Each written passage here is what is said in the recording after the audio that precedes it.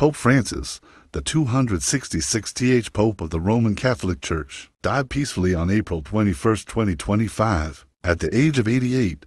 His passing marks the end of an extraordinary era defined by humility, reform, and service to the poor and marginalized. Born Jorge Mario Bergoglio on December 17, 1936, in Buenos Aires, Argentina, Francis was the first Latin American and the first Jesuit to become Pope. He chose the name Francis to honor Saint Francis of Assisi, reflecting his vision of a church rooted in simplicity, compassion, and social justice. Throughout his papacy, Francis worked to bring the church closer to those in need. He spoke boldly on issues such as climate change, inequality, immigration, and the importance of mercy over judgment. Francis sought to modernize the church's image, advocating for greater roles for women in Vatican leadership. Though he upheld the tradition against women's ordination, he frequently criticized political leaders for harsh immigration policies and spoke out strongly against war, particularly the conflict in Ukraine. His influence extended beyond Catholicism, making him a moral guide for millions around the world.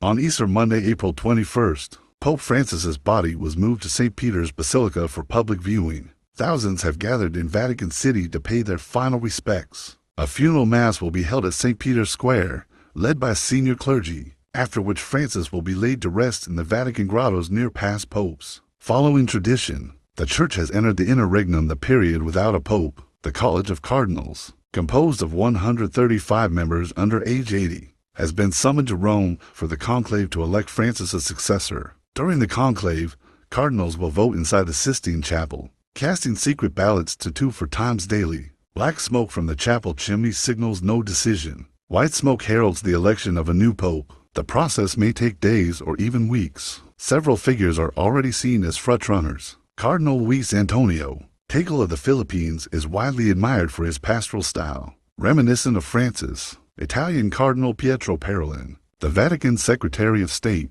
is another strong candidate, offering a balance between tradition and reform. Cardinal Peter Turkson of Ghana is also a contender, potentially becoming the first African pope in over 1,500 years. Yet church history reminds us that conclaves often yield surprises. When Francis was elected in 2013, he was not among the leading candidates. The new pope will become the 267th successor to St. Peter, tasked with guiding 1.4 billion Catholics into a new chapter. Pope Francis's death leaves behind a profound legacy of hope, compassion, and courage. His memory endures in the hearts of countless people, Catholic and non-Catholic alike, who saw in him a voice for the voiceless and a bridge across divisions.